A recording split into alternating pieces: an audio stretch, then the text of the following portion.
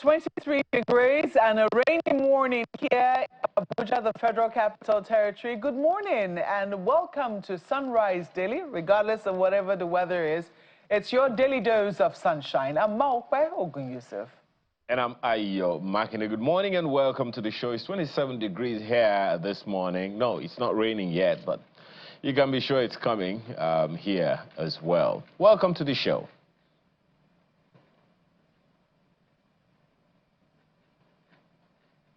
Well, Ayo, we're keeping it right here in the Federal Capital Territory. As you know, we are the seat of politics. You like to say Lagos is the commercial nerve center. I don't think anyone is going to be disputing that with you in the nearest future. But Abuja is where politics happens, and it happens at events, it happens in conference rooms, it happens different places. So, look at what we're bringing you first. A little skyline just to show you what the city will look like on a rainy morning. Yes, you can see that is the visual of the Secretariat area. That is where the civil service, the engine of where, regardless of what is happening politically speaking, you know, civil service is the one that whatever is happening. This morning, rainy morning, 23 degrees Celsius. But this is not the focus this morning. This morning, we're focusing on politics. And that is what has been said at certain conference areas in the Federal Capital Territory. Mr. Nyesom Wike was reacting to a certain press conference granted by the acting chairman of the PDP, Mr. Damagum, who was saying that following their consultation with INEC, yes, they had a meeting with INEC the day before, and they have decided to ask the national secretary of the party to resume. Mr. Anyanwu has been asked to resume as the national secretary of the party. Well, you would have thought that was a peaceful resolution to whatever crisis has been bedeviling the PDP. However, that was not to be, as we saw that the minister of the FCT said the secretary of the party is not an appointed person. He is an elected official and has been functioning in the capacity to which he was elected since he was elected. That was there. Then you now had another group of people who decided to, led by the publicity secretary of the party, Mr. Debo Ologunagba, who said, well, that position of the acting national chairman cannot be correct. And then the acting national chairman not only said that, in fact, why am I trying to tell you everything that he said when you can listen to him for yourself? But part of the decisions that the acting national chairman took was that the NEC meeting, which had been scheduled for the 30th of this month, was now going to be expanded to a wider caucus meeting. And this group, led by Mr. Debo Ologunagba, said that, look, no, the NEC meeting still stands. So it's unclear just what it is that the PDP is up to these days, but we're trying to make sense of it. We're trying to help you make sense of it as we bring you the news as well. And that's what we'll be focusing on this morning. Our guest is already seated here in the studio, so I'm just going to let you listen to all of these different actors, what they have said, what you make of it. You can respond to us using any of the handles showing on your screen right now. Email sunrisedaily@channelstv.com, and you can also respond to us on our X handle, Sunrise Daily Now. So here is what the national chairman, the acting national chairman of the party, said in a bid to make peace. Listen.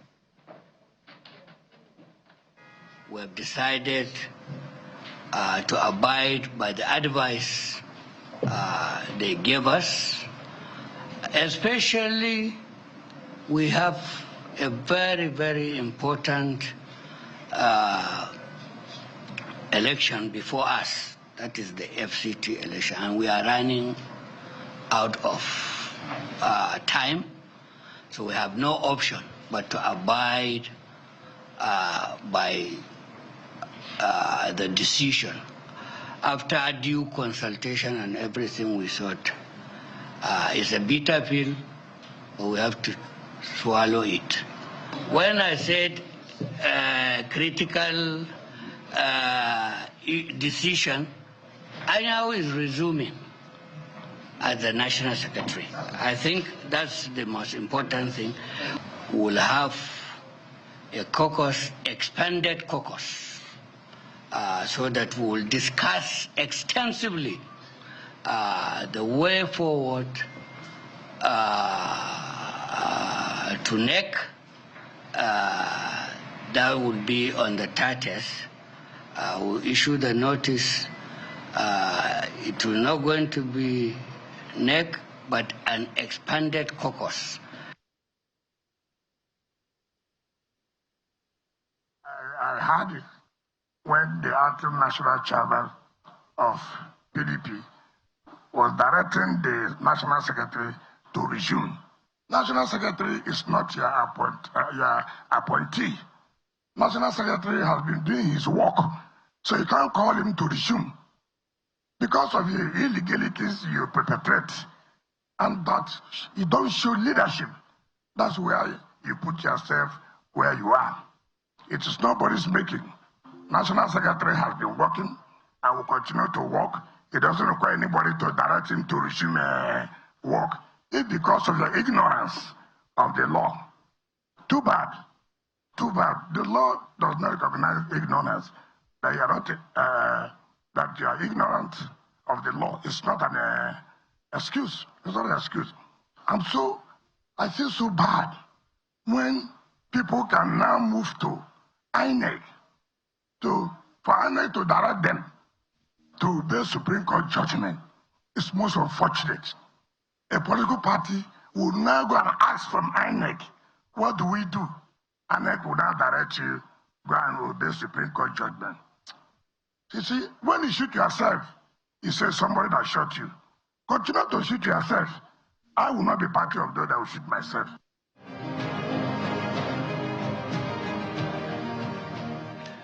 So without further ado, we're just going to enter the matter for today, and that's basically what we are considering. You heard the acting national chairman there, and you also heard the Minister for the Federal Capital Territory, who still maintains, who is still a member of the PDP. Just to clarify that, we're talking about the people who also rejected what the acting national chairman said. They were members of the National Working Committee of the People's Democratic Party. No, they were not led by Mr. Debo Olugunagba, but he's a part of them. There were 11 members of the NWC led by Ambassador Taufik Arakbaja, who is the Deputy National Chairman South of the People's Democratic Party.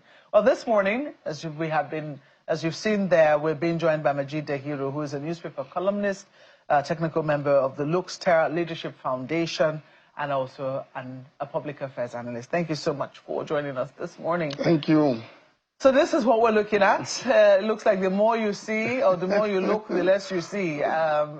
2 days ago, we saw that meeting led by the acting national chairman of the party going to INEC to seek, is it direction now, or to consult with INEC on the way forward? And some people say it was a bit odd. They haven't quite seen that before. Did you find it odd as well? I didn't find it odd because, of course, you know my position on the PDP. You know, if I started this sort of this coming, I mean, it's in the public domain. I saw it coming. I talked about it. We warned against it. So I'm sure you are baffled, kind of, and as most Nigerians would be, trying to make sense out of the nonsense, really, happening in what's supposed to be Nigeria's largest or most formidable opposition party, which has created this impression across the board that probably Nigeria might just slip into one party state because with the PDP that is supposed to provide alternative is not even finding its own bearing. Then it means that the ruling party might just have, you know, a field day going to the next election despite its poor performances. So I'm not surprised because, you see, the PDP is like a sick man. I don't think they will like that simile. Oh, well, it's a simile. It's like a sick man that is suffering from multiple organ failure. So from its neck to the NWC to the Board of Trustees, the PDP is in a state of dysfunction. And unfortunately, the Governors Forum, which is supposed to be the caregivers in the intensive care unit where the PDP is now, are either rookie medical care providers or simply incompetent. So you can see that even though they're supposed to manage the crisis, they're not able to manage it because the Governors Forum ordinarily is supposed to be the most powerful, the unofficial organ of the party, because those who fund the party, those who are the leaders of the party, those who give life to the party, that is the group they belong to. But even within that group, you have seen division again. So those are supposed to give care to a sick man that is in intensive care unit are chewing gum while they have an emergency case in their hands. And this all boils down to what happened before the 2023 election. You cannot divorce that from it. I keep saying that, look, the PDP committed a mortal sin, and so the PDP is likely to die. So you see, what we are witnessing is probably the dying face of the PDP. When Atiku Abubakar and his ambition happened to the PDP, it developed a wicked problem. But there's a very popular balance in medical practice. They say prevention is better than cure. So now the problem is not necessarily the ailment that's developed. It is what kind of lifestyle did you live as a human being that resulted into the kind of ailment you're battling with now. If you had lived a healthier lifestyle, probably you would not have developed that ailment. So when Atiku ran against the zoning principle in the PDP, it created a wicked problem. And it is the problem that the PDP is battling to contain. But in trying to contain it, they are also doubling down on the errors that characterize the judgment of the party before the 2023 election. So it's like a comedy of errors, or rather a tragedy of errors for the Nigerian democracy, really. And that is what the PDP has become today. So right now what you have is that there's a power tussle between two major blocks within the PDP. A block led by former Governor Wike and Minister of City now, who supports Samuel Anyanwu as secretary of the party. While you have another group that is now being led by Seyi Makinde, so you're not surprised that the man who led the group that said Anyanwu should not resume or is no longer the secretary is Taofeek Arakpaja, Ambassador Taofeek Arakpaja, the former deputy governor of Oyo State, who's also the deputy national chairman of the party for the South. So, and of course, Debo Olugbagba is also from the Southwest. So the two musketeers right now within the PDP are former friends that may have turned foes. And I'm talking about former Governor Wike and Governor Seyi Makinde of Oyo State. That is where the PDP is now. Which is a very interesting situation. I mean, I'm just wondering whether all of this can even be resolved, because it looks like whenever it says they reach a compromise, it's never, or what appears to be a compromise, it is never it will not be acceptable to another faction within the PDP who will think that, oh, the leadership has sold out. Here they are in a situation where, I mean, if you listen very carefully to the words of the acting national chairman, he said this is a very bitter pill for us to swallow. Asking the national secretary to come and resume. I wonder if I were the national secretary and someone says that you're coming back, you know, is a bitter pill, you know. I don't know how the person is supposed to feel free.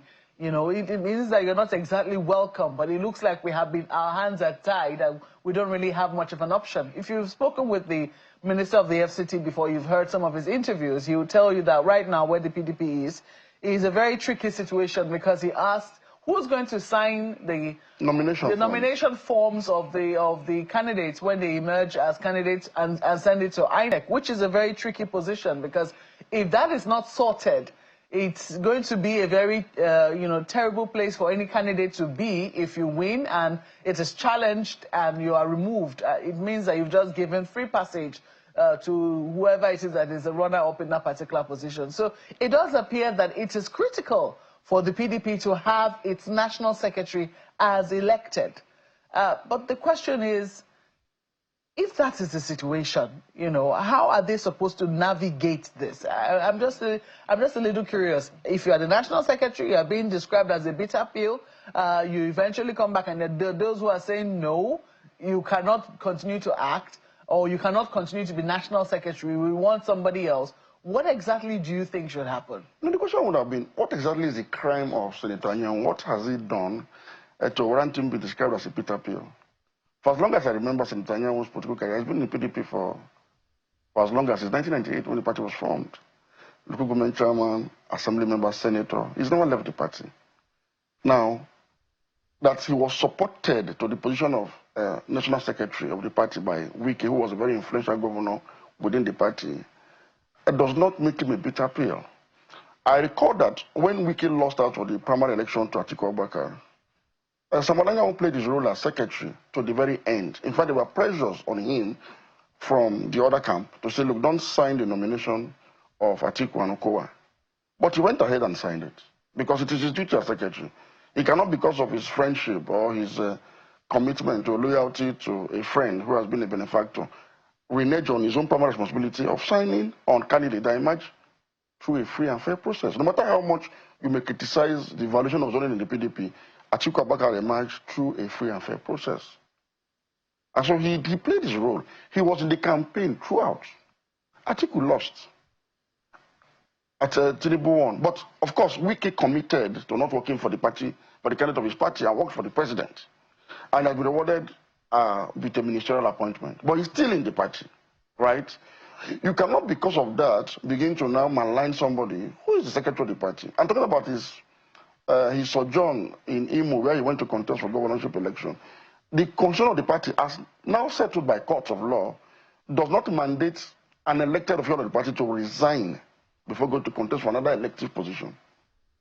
So based on that, he's a politician. You can aspire to leave your position as a senator to become a governor or go to become president without necessarily resigning for the previous elected position you hold. I think these are very basic issues. They've gone to the Supreme Court. The Supreme Court gave a judgment that has multiple interpretation. But the fact that it has multiple interpretation is why the PDP needs to be very careful. Now, they've gone to INEC as well, and the float are getting is that INEC said, look, from our own interpretation and understanding, we advise that Anya won't be allowed to run out his course.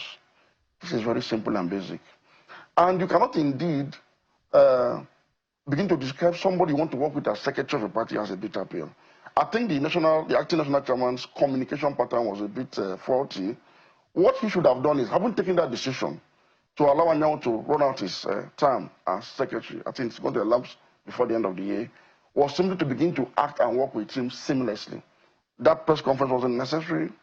The only thing you should have done is the next communication you're going to sign as it concerns the party will have your signature and his signature as secretary. It's as simple as and basic as that. But this is even a minor issue within the party, if you ask me, because it is easy to resolve. It's a matter of allowing him to run out his course. But the problem will now be, why are we having people within the party opposing Anya when it looks very dangerous to do? Because if indeed he does not sign communications on behalf of the party to INEC on their next meeting, even convention, it might render all of those processes null and void, which might mean that the PDP indeed would have been a dead party by 2027 because you have no candidates fielded anyway. So is somebody actually trying to throw a spanner in the works and hastening the death of PDP by seemingly opposing Anyanwu and Wike? I don't seem to understand this. Although it can be argued that they're trying to wrestle the party from Wike, who has pledged support to the president. Yes, it is arguable. But this is not the way to do it. You cannot now cut your nose to spite your face because you're trying to wrestle the party from Wike. And so I think those that actually, that are in this battle should take a decision on what they want to do. Do they want to help to hasten the death of the PDP, or do they want to revive the PDP? Otherwise, for me, they could have simply waited for the convention and put in all their best to make sure that as much as possible, in the emergence of the next NWC, they whittle down the influence of Wike substantially. I think they believe that with the secretary that is loyal to Wike in the saddle, Wike will have influence in the emergence of the next NWC. But it's politics. Do what it is that Wike does, that gives him the power and influence to make things happen. So you have more governors on your side than one man as just a minister. I believe you can put the resources together, you can put up the strategies together, and upstage him. I mean, it's a free and fair process. Only him alone cannot muzzle all of you. It's a matter of simply putting your acts together and make sure that you take the party away from him and probably feed a formidable candidate that can challenge the president in the next election. Well, I do know that Ayo also has questions for you. Ayo, over to you. Well, thank you, Maokwe. You know, Mr. Deru, do you think, because to me it seems like PDP has been grappling with symptoms of deeper issues, do you think the PDP has been able to trace the real root of its challenges? For instance, there are those who would argue that even from the very beginning, from its very foundation, it's been a college of friends, not necessarily just a group of people in the political elite just coming together, not really because they have identified an ideology, a political ideology. Fast forward to 2010-2011, when the former president, the late President Muhammadu Yar'Adua passed on. There are some who felt betrayed by the party, which of course also there are those who say that affected the party's fortunes.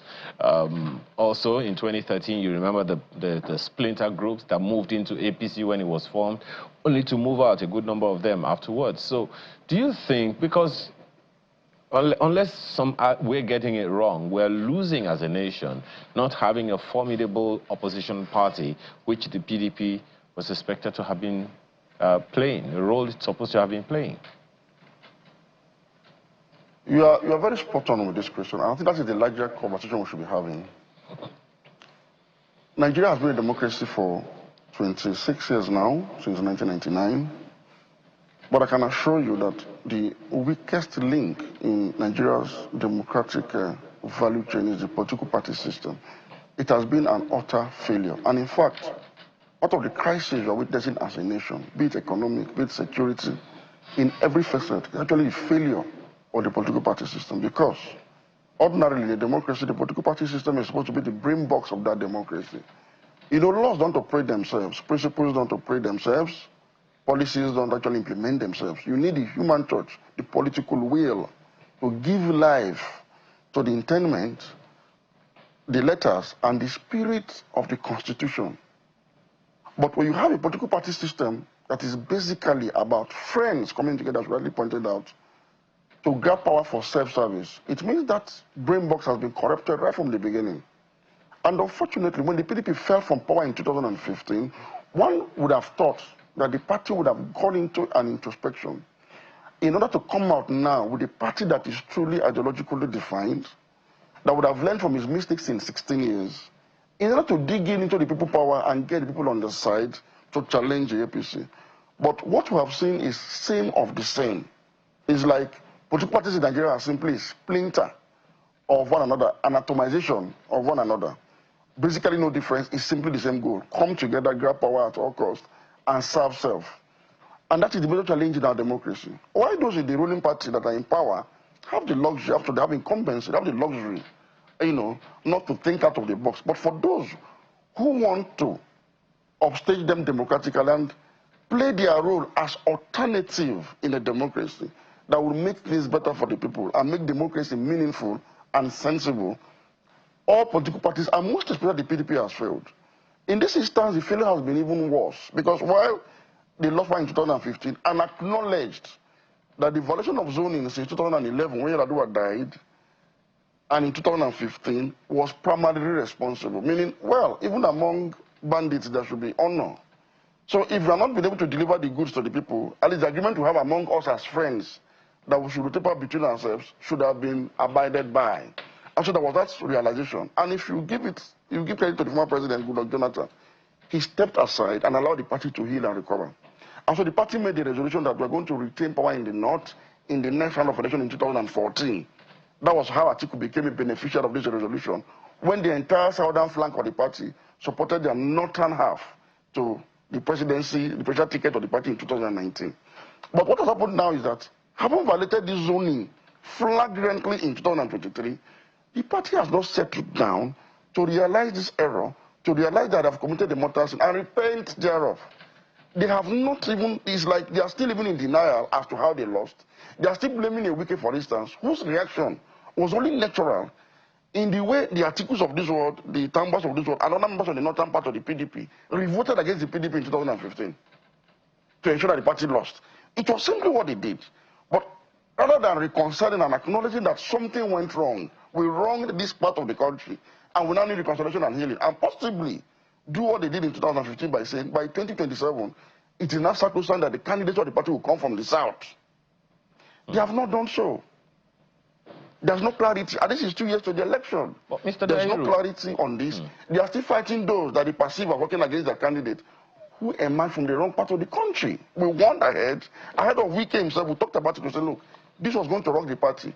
and it has lost the party. What has happened to the party? Mr. Dairu, the PDP has lost its most support. If you don't mind me busting in the South, my sincere apologies, Mr. Dairu, if you can hear me. It's a big my loss for the sincere party. Apologies, if you can hear me.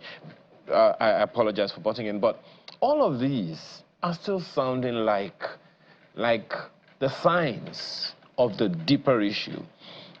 You said something the other time that the party system has failed Nigerians thus far. And the PDP is demonstrating it massively. We've had opposition in Nigeria's political history down through the ages. Even in this Fourth Republic, we have had very, very serious opposition to the ruling party. But right now, since 2015, it seems like we haven't had one. Now, it goes back to the question of whether or not the party, the PDP, has identified its own political ideology to which everybody, every member of the party must sign up to, as opposed to a collision of elites who just formed a political party as a vehicle for wrestling power. Party has not been able to identify its national secretary, let alone an ideological clarity that can enable it to provide the alternative to the party, to the ruling party, and to consolidate democracy in Nigeria. The PDP is not even able to identify its own secretary, let alone sit down to craft a clear line of alternatives that can become an ideology that can be identified with the party. To which people can say, look, since Party A is offering ABC, Party B in the PDP is offering XYZ, so we now prefer the XYZ to the ABC. The PDP is far from there. They don't even realize the need to do this. In fact, as we speak, the PDP is still trying to assemble more people, elite and friends, to prepare their other friends in the ruling APC. And I do not think that Nigerians at this point in our life, 26 years after democracy, are willing to be used as ping pong any longer in the table of political game by friends and elites, that one day they are friends, the next day they are foes, only about their intention to get power for self-service. So you're absolutely right. The PDP is very far, and indeed all political parties in Nigeria, as we speak, is that likely to change? From what you call that needed ideological clarity that would distinguish from one another and give Nigerians the needed choices as is supposed to be the liberal democracy. But is that an alternative? Is that any clear? My apologies again, Mr. Dahiru. Is that a chance that it will be different in 2027, given what we're already seeing? These friends, as you call them, are already marshalling each other to form coalitions, you know, here and there towards the 2027 election. The argument is, hey, that is what the APC did in 2015, towards 2015 election, in 2013, 2014, you know, with the coalition of I don't know if to use the word friends, as you put it, and some political parties merged together to form a single one. But in this case, it seems that the same thing is already happening. In fact, the collision it depends on what side of the divide you find yourself. There are those who are trying to strengthen an existing political party. There are those who are coalescing to form a totally different political party altogether. Is that a threat to the PDP, or how do you see that playing out in 2027? You talked about 2014. You see, this is 2025, and 2 years' time with 2027. Now, what happened in 2015 could happen because Nigeria was still a teenager democracy. It was just 16 years old. So people still didn't understand that there was a need for ideological clarity. So people came together and said, we are better than these people. And they fronted a man who had a reputation up until then for being a retired army officer and a man that was incorruptible. So it was easy to sell their alliance, their coalition, their whatever, around the figure of President Muhammadu Buhari. Now, after 8 years of the Buhari government that was an absolute failure, and the 2 years so far of another APC administration that has failed to perform, Nigerians are now looking beyond just personalities and individuals to rehouse the specifics of how you are going to actually translate our lives to become better. Unfortunately, the people in the arena today are not reading the tea leaves correctly. So, for instance, I do not think that anything will be different, except they prove me wrong going forward, from what you've seen in the past. Because I've listened to all of those that want to oppose the president. All of those that have an axe to grind with the president is based on personality issues. it looks like people are coming together, people that are angry and frustrated that have been left out to the dining table where the national cake is being shared, and are simply throwing tantrums at the president. And I keep telling them that, look, we may be unsatisfied as Nigerians with what we have today, but Nigerians may not be willing to trade one set of oppressors and underperformance with another state just because you have quarrels among yourselves. I've listened to those who are opposing the president, even on basic issues, for instance, such as the president's policy of subsidizing on petrol and flotation of the naira. I've not had an alternative to this policy from everybody that is pretending to be an opposition to the president. I've not had one single alternative to say, look, I'm going to do the opposite of what this man has done. Even the changing of our national anthem to the old one, as basic and as, as funny as that could sound, you would have expected that that would have been a political issue where somebody would say, if you elect me as president, we will return the old and new national anthem, something as basic as that. We've not heard anything in this regard. All we're hearing is, the man is evil, he's a devil, he's this. We know that all of you are devils and evil. We know you have been with us since 1999. Our lives have not been better. What are you going to do differently? You need to convince somebody who has been cheated severely by series of lovers about your seriousness beyond just common words. You have to come with something serious to arouse interest once more. And we're not seeing that at all. And that is the danger to our democracy. There will be predictions that democracy might die in Nigeria or is dying in Africa. And I've said that democracy dying in Africa or in Nigeria specifically will not necessarily be about the underperformance of the ruling party. It will be actually about the failure of the opposition to provide the needed alternative that can inspire people power to challenge incumbents. Because when people listen to you and they are complaining of high cost of energy, and you are not pledging to bring down the cost of energy, on what basis will I come out to vote for you? When people are complaining of high interest rates that is killing businesses, and you cannot even summon the courage to say, look, I am going to bring down the gap in the exchange rate to a level where it will not hurt the economy. Why on earth should I work for you? So the question for a number of people will be, whatever happened to intellectual rigor within the political parties? Is it just a matter of playing politics, seeking more members, or we're edging towards we're inching towards a one-party state? No, we're not. And that's where the conversation, these matters which you have raised, which should form the basis, which should form the manifesto, the foundation of what political parties truly stand for. It does seem to be missing, doesn't it? Completely missing. Completely. And that is why our democracy is suffering. Again, not necessarily because somebody is in power. It is because you have the opportunity to take advantage of the incumbency disadvantage arising from the performance of the ruling party, have not been able to convert that to your advantage. Where should we be looking to for this sort of intellectual depth? Should we be looking to the ivory towers? Should we be looking at the intelligentsia? Should we be looking to the media? Where should we be looking for it? Ordinarily, it's supposed to be in the political party system. And all of these tendencies that you've talked about, an interest group, are supposed to be collapsed into a progressive political party where, like I said, as the brain box of the democracy, their ideas, considering our current challenges, will be synthesized and filtered into a clarified and comprehensible ideological leaning blocks that can help move us from where we are to where we ought to be. Look, you know my opinions on some of these things. Nigeria for so long has been a neoliberal economic operating country. And it's very easy for our political leaders, when they chant things like government having no business in business, it allows them to focus only on politics and allow the means of production to be the so-called hands of the private sector.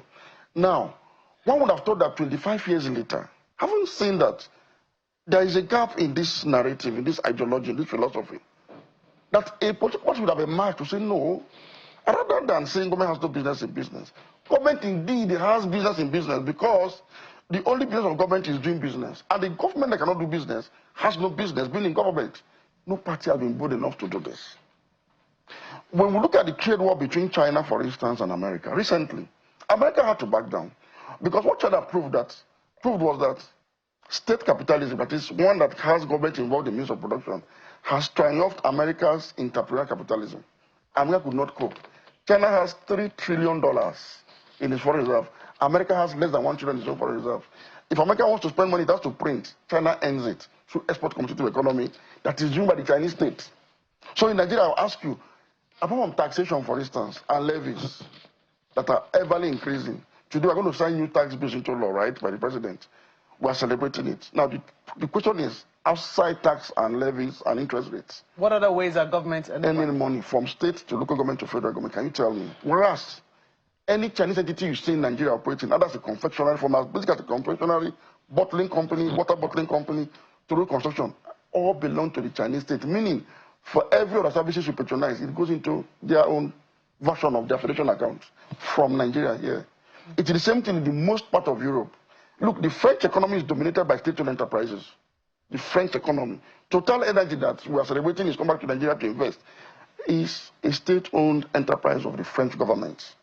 This is the norm all over the world because the state must be involved. Again, no political party has been able to come up with the boldness to say, rather than continue along this line, we as a political party, when you elect us from state to bottom, to the local government and to the federal government, we are going to be involved in the midst of production to create jobs and raise revenue externally rather than from internally generated revenue through taxes and levies. It is completely absent. Well, I know that for me, I think that you've given us food for thought, and I really did wish that we had brought you in with the next guest whom we are expecting on the program, because I'm sure he certainly will have some thoughts on what it is that you have shared with us this morning. But certainly, that certainly gives food for thought in terms of because what I see is that there is still plenty of room for political party development in Nigeria. Seriously. There's plenty of room, and there's so many gaps, so many things to be filled because the people are yearning for governance. But we have to thank you so much for coming on the program this morning. Majid Dahiru is a newspaper columnist, a technical member of the Luke Stera Leadership Foundation, and also a global affairs analyst. Thank you so much for coming. Thank you very much for having me. We'll take a break at this point. We'll be back shortly to look at other matters that have also happened during this week, including security. Please stay with us.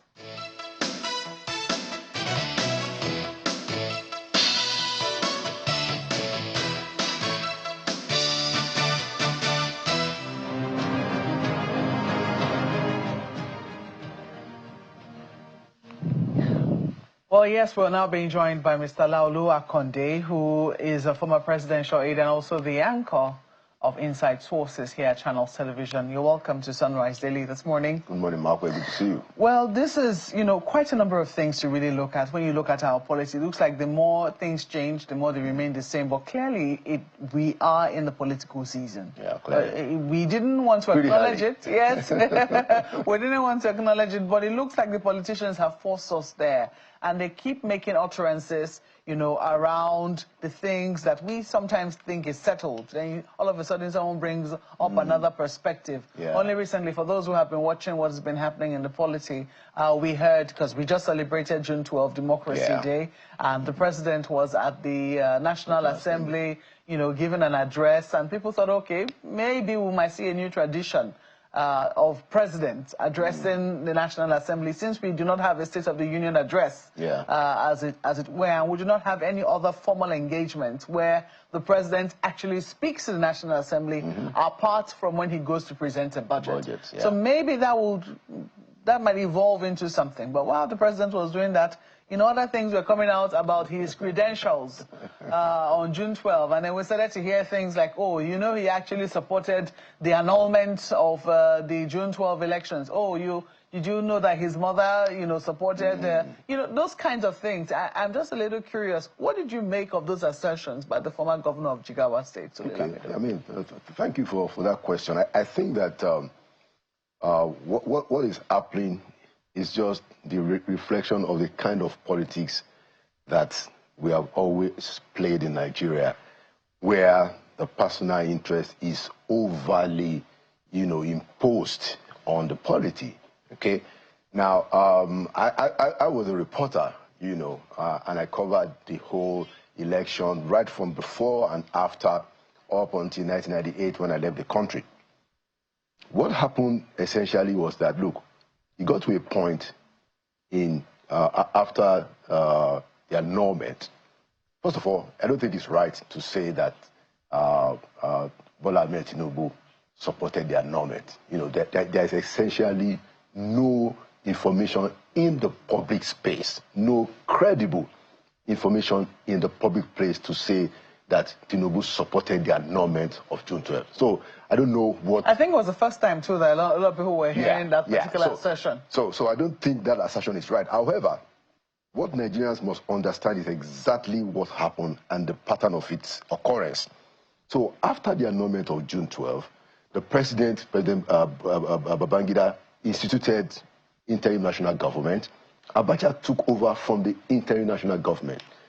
Abacha spoke to the people in SDP, the people around MKO, you know, using people like Oladipo Dia, who was his deputy, to say that, look, let's work together.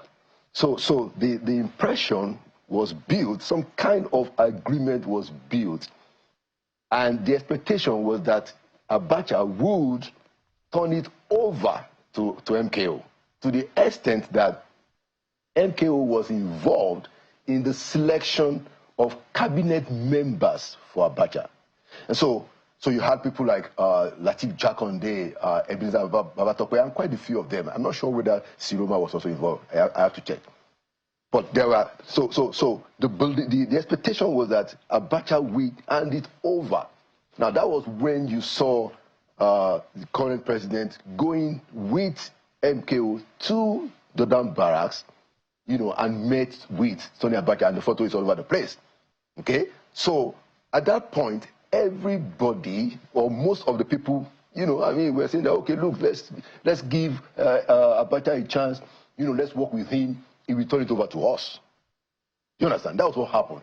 And so you can't say that that is the basis of somebody supporting annulment. No, you know, maybe they were wrong, but the turning point for me was when it was now clear, that Abacha was not going to do any of such thing, that Abacha was actually going to stick in, and he wanted to stay, and Afenifere and all the other leaders, all the people that came together to say that let's give him a chance, you know, with some objections from members of the civil society, people like Gani Fahimi and Femi Falana, Beko.